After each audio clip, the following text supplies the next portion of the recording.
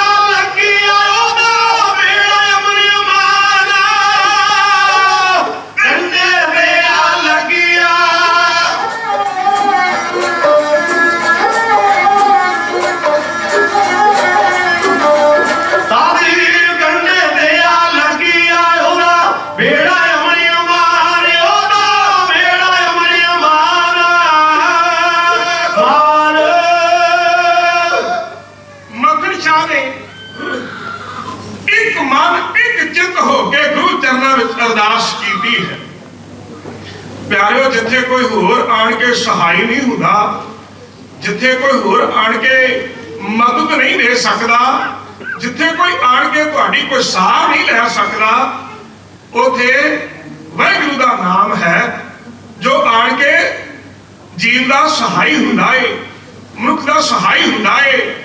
ते जिहड़े परमेश्वर दे नाम नाल जुड़ जांदे ने ते फिर उन्हां दे कार सतगुरु दी आप रास करदे ने और उथे आण के सहायता करदे ने जिथे कोई होर दुनियावी सहायता नहीं पहुंच सकती। साहिब जी का फरमान है कि जां को मुश्किल अब बने ढोरी कोई ना दे, लागू है दुश्मन साग की बज करे, सबो बजे आसरा चूके सब असरा, जित आवे उस पार वरन लगे ना तती वा। साहब सतगुर सच्चे पातशाह जी ने कृपा की थी, मखण शाह दा बेड़ा सही सलामत आण के बंदरगाह पे लगा, माल मसला बेचा गया, घर परिवार खुशियां साझियां कीतियां गईयां। परिवार ने अपने काफले नूं नाल लेके गुरु का धन्यवाद करने लई, गुरु का शुकराना करने लई मखण शाह पंध तय करके दिल्ली पहुंचा, जिथे अजकल गुरुद्वारा बंगला साहिब है। असल विच यह राजा जय सिंह का रहैशी बंगला सी। इहदे साहिब जी की बख्शिश कृपा है, जिथे जाए रहे मेरा सतगुरु सुल्तान सुहावा। धरती नूं भाग लग जाते हैं, धरती पूजन योग हो जाती है, उथों दा धरा धरा मस्तक ते लाउण योग हो जाता है। प्यारिओ, जिथे साहिब जी के मुबारक चरण पै जाते हैं। वो कोई समा सी कि जदों जय सिंह का रहैशी बंगला सी, अज गुरुद्वारा बंगला साहिब कह के असीं उत्थे जाके श्रद्धा नाल नतमस्तक होंदे हां, जाके सुख चुकाउंदे हां। प्यारिओ, साहिब सतगुरु श्री गुरु हरकृष्ण साहब महाराज जी ने उस बंगले नूं भाग लाए कि अज वो गुरुद्वारा बंगला साहिब है। मखण शाह इत्थे पहुंचा, एक सिख नूं बेनती कीती, प्यारिया मैं 8वें पातशाह श्री गुरु हरकृष्ण साहब महाराज जी के दर्शन करने वास्ते आया, मैनू 8वें पातशाह के कितने दर्शन होणगे। सत्कारयोग संगत जीओ, जिस प्रेमी सिख कोलों पूछा जा रहा सी, उस प्रेमी दी अखां नम हो गई, अखां विचों तरप तरप हंझू बहण लग पए, गला विराग नाल भरिया गया। मखण शाह ने मोढे नूं पकड़ के उस सिख नूं हलूणदियां होइयां आख्या, सिखा मैं तेनू पूछया कि मैं 8वें पातशाह गुरु हरकृष्ण साहब महाराज जी के दर्शन करने वास्ते आया, मैनू 8वें पातशाह गुरु हरकृष्ण साहब महाराज के दर्शन कित्थे होणगे। उस सिख दियां पुबां निकल गई, तहा मार के रो उठिया, अखां विचों हंझूआं दियां नदियां वग तुरियां। मखण शाह सिख दियां पुबां वेख के इहदे डिगदे हंझूआं नूं तक के सिख नूं दोहां गोडियां तो पकड़ के आसरा देंदे होया आखण लगा, गुरु प्यारिया गल की है, क्यों रो रहा है? और मैं ते कह रहा कि 8वें पातशाह दे मैनूं कित्थे दर्शन होणगे। सिख मखण शाह दे गल लग गया, आखण लगा, गुरु प्यारिया जिस गुरु दे तू दर्शन करने वास्ते आया, वो गुरु ते सानू शरीरक तौर ते विछोड़ा दे। मखण शाह दे कन्नां विच गोला बन के कोई खबर फटी है, और मखण शाह दा भी विराग रुकिया ना रुकिया, ओहदियां अखां विचों भी हंझूआं दी झड़ी लग तुरी। और मन हल्का करन तो बाद फिर रुके हुए गले नाल मखण शाह ने पुछना कीता, प्रेमिया जिस गुरु के दर्शन करने वास्ते आया सा, उस गुरु के दर्शन ते नहीं कर सकिया, मेरे गुरु दी मैनूं कोई गल ही सुना दे। और सिख ने दिल्ली विच वापरियां घटनावां दा जिक्र करदियां करदियां जदों उस अंतिम समय नूं अपने शब्दां नाल बयान करना शुरू किया, गुरु क्या सिखा चेचक दे रोग नाल महाराज जी निढाल होके जदों बिस्तरे उत्ते लेट गए, और एक दिन महाराज जी ने सेवादार सिख नूं आके आए कि सानू आसरा दे के बिठा दिओ, और पातशाह जी नूं बिठाया गया। ते गुरदेव पातशाह जी बाला प्रीतम ने अपने मखार बिंद विचों यह वचन कर करदिया होया जदों सिखां नूं दिलासा देना कीता है, सिख ने कदे देह दा पुजारी नहीं बनना। सिख शब्द का धारनी है ते शब्द नाल ही जुड़ना है। शरीर सदा रहने वाला नहीं, आत्मा अमर है। आत्मा मरण वाली नहीं ते शरीर रहने वाला नहीं। जिस चीज ने नासवान हो जाना है उस नाल प्यार क्यों? गुरु नानक पातशाह जी ने सिखां नूं प्यार नाल वर्तन करदे होया आख्या कि इहो जिहड़ा समा है जिहड़ा किसे तो टलण वाला नहीं, जिस समय ने हर हालत विच आउणा है। क्योंकि गुरुदेव पातशाह जी का फरमान है प्यारिओ, साहब जी के विच वचन आउंदा है कि मरण लिखाए मंडल में आए। एक अटल सच्चाई है कि जीव आत्मा संसार में आउंदी बाद में जान का समा पहला निश्चित हो जाता है। उस ना कोई घटा सकता है तो ना कोई बढ़ा सकता है। सतगुरु गुरु हरकृष्ण साहब महाराज जी वचन कर रहे सन ते सिखां नूं दिलासा दे रहे सी कि तुसी उस अकाल पुरख वाहिगुरू दे हुक्म विच रहना है, उहदी रज़ा विच रहना है, भाणे विच रहना है। सिखां ने महाराज जी ने पलंगड़ियां वाइयां पकड़ लईयां और रुदन कर लगे कि पातशाह जी ये क्यों भाड़ा वरता रहे हो, सानू किहदे नाल ला के जा रहे हो? साहब सतगुरु सच्चे पातशाह श्री गुरु हरकृष्ण साहब महाराज जी ने प्यार नाल वचन करदियां आखिरी वाक एक कह दिता, बाबा बकाले। और उस तो बाद साहब जी ने ऐसी खामोशी लई और खामोशी साडे पल्ले पै गई। और 20 मार्च 1664 ईस्वी नूं साहब सतगुरु सच्चे पातशाह श्री गुरु हरकृष्ण साहब महाराज जी जोत समा गए और सिख का एक बार फिर बरात फुटिया। अखां विचों हंझुआं दी झड़ी लग गई। मखण शाह ने भी अपना मन हौला किया और उस तो बाद प्यारिओ मखण शाह ने अपने मन नाल विचार की कि पातशाह जी ने जो वचन किया है कि बाबा बकाले जेड़ी गुरु नानक पातशाह जी ने हिरदे विच अकाल पुरख वाहिगुरू ने जोत टिका के संसार विच भेजना कीती सी, आप नारायण कला धार जग में परवरियो, निरंकार कार जोत जग मंडल करियो। ओ जोत हुण जे जगमग जगमग कर रही है ओ बकाले की धरती ते है। गुरु ने हुण जे दर्शन होने ने ते बकाले की धरती ते होने है। मखण शाह गुरु दे दीदार करने वास्ते दिल्ली तो बकाले नूं है इहो करो।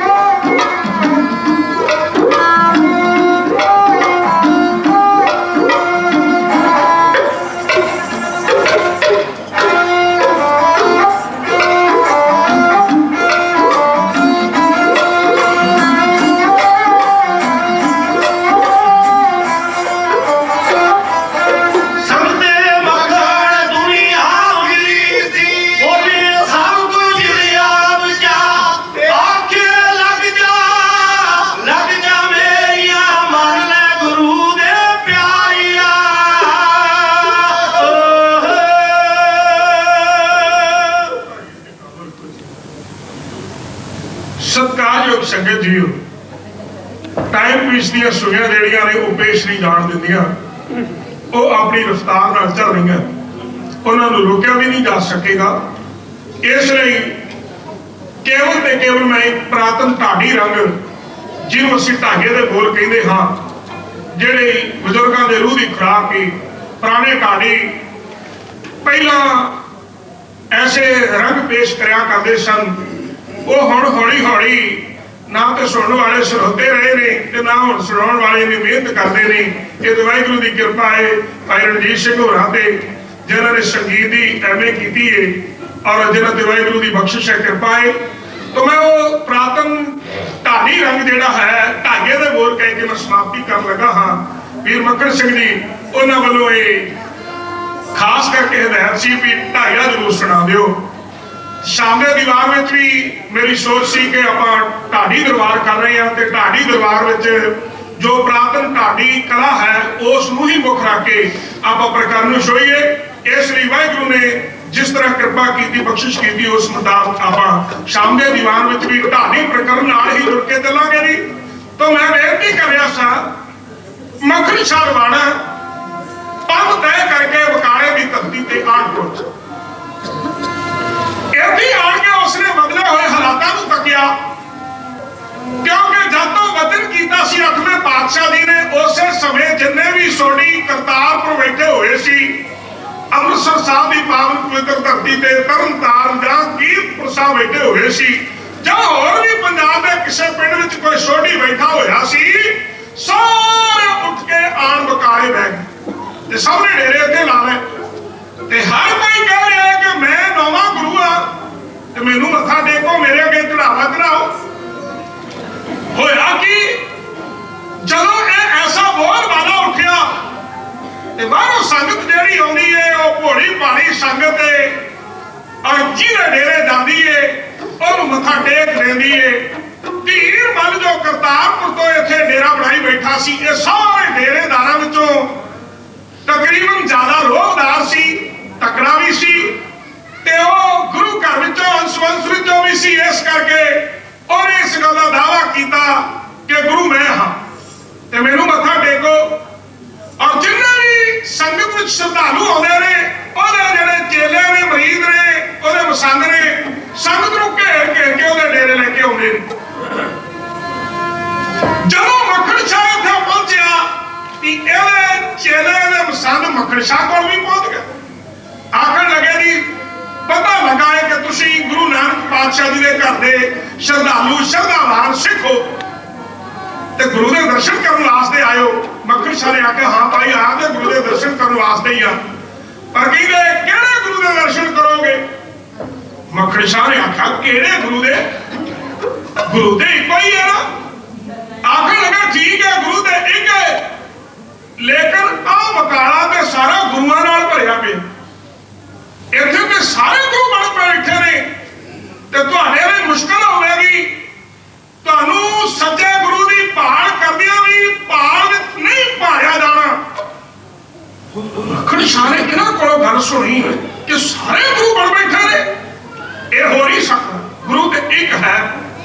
ते हुण गुरु की जोत कित्थे जगमग जगमग कर रही है, इहदा पता मैनूं खुद करना पएगा। इहने मसंदा कोलों खेड़ा छड़ा के फैसला किया कि जिहड़ा गुरु डुबदे बेड़े नूं बन्ने ला सकदा है वो समर्थ है। ओहदे चरणां विच जदों मैं जुड़ के अरदास कीती सी ते एक भावना बनाई सी जिहनूं मैं शब्दां दा रूप नहीं सी दिता, जिन्हां शब्दां नूं मैं हुण तक किसे नाल साझा नहीं कीता। अंदर एक भावना बनी सी, वो भावना की सी कि सच्चे पातशाह हुण कृपा करके मेरे जान ते माल की राखी करो, मेरा जहाज सही सलामत बन्ने कदे लग जावे। तुहाडी दसवंधी रकम ते अगे ही भेंट करदा हां, लेकिन 500 मोहर तुहाडे चरणां विच होर लिया के ये अंदर भावना बनी सी, इहनूं शब्दां दा रूप नहीं सी दिता गया। ते जिहड़ा डुबदे जहाज नूं बन्ने ला सकदा है वो अपनी भेंटा भी अपनी जवानी मंग सकदा है। इसलिए इन्हां पखंडियां विचों असली गुरु की पहचान इस ढंग नाल हो सकनी है। कल्ले कल्ले कोल जावांगा, मत्था सब नूं टेकांगा, लेकिन 500 मोर किसे नूं नहीं चढ़ावांगा। जिहड़ा सच्चा गुरु होवेगा वह अपनी भेटा अपनी ज़बानी मंगे, ते जदों भेटा ज़बानी मंगेगा तो समझ लांगा कि यही असली गुरु है। लो जी मक्खन शाह गया सारे डेरेदारां कोल, सब नूं मत्था टेकिया, समझाउंदा जा रहा है। मैं संखेप दे विच आण के ढाईए दे बोल तुहाडे सामने साथियों कोलों अखवाउणे ने। मक्खन शाह सारे डेरेदारां कोल जा के किसे अगे 2 किसे अगे 5 मोहरा मत्था टेक के जदों वेला होया ते बड़ा निराश होया भी आ सारे ते मंग खाने ने, इन्हां विच ते असली गुरु है ही कोई नहीं। क्योंकि असीसां ते सबने टोकरे भर भर के वड्डियां वड्डियां दे दित्तियां, लेकिन दिल दी ते किसे ने ना बुझी।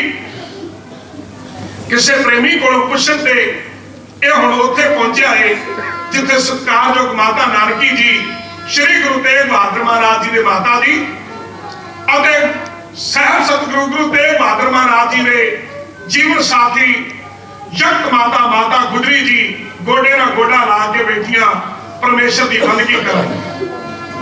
मक्खन शाह ने जाके माता नानकी जी को नमस्कार की ते अपने आउण दा कारण दस्सिया। माता कोलों लैके आ गया, उन्होंने तपस्वी पुत्र के दर्शन करने लिए जो भोरे में दाखिल होया, अगे की वेख रहा है, आह धर्म की मूर्त चौकड़ा मार के समाधि ला के परमेश्वर नाल एक मिक होके बैठी है।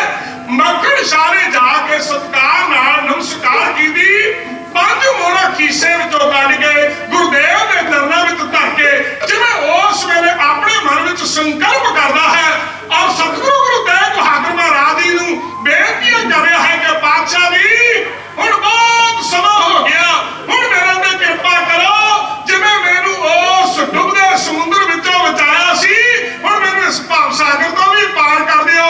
श्री गुरु तेग बहादुर महाराज जी के चरणों में खलोता मक्खन शाह भावना नाल जुड़िया होया अरदासां कर रहा सी ते सतगुरु गुरु तेग बहादुर महाराज जी दुनिया नूं तार नहारे मक्खन शाह दा बेड़ा जिवें अगे तार के आए सी, हुण भाव सागर तो उहनूं किवें पार कर रहे ने। गुरुदेव पातशाह जी ने 5 मोहरा वेख के मक्खन शाह नाल जिहड़ी गलबात कीती है, जिक्र बेनती क्यों कीती जा।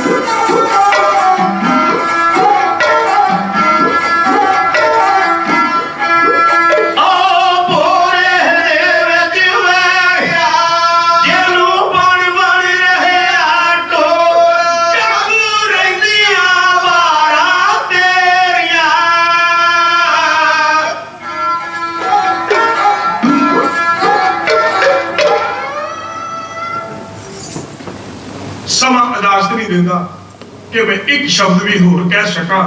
शाम के दीवार में आपां जो महान शहीदां दी याद ढाडी दरबार करना है, ਉਹਦੇ ਵਿੱਚ ਵਿਚਾਰਾਂ ਸਾਂਝੀਆਂ ਕੀਤੀਆਂ ਜਾਣਗੀਆਂ।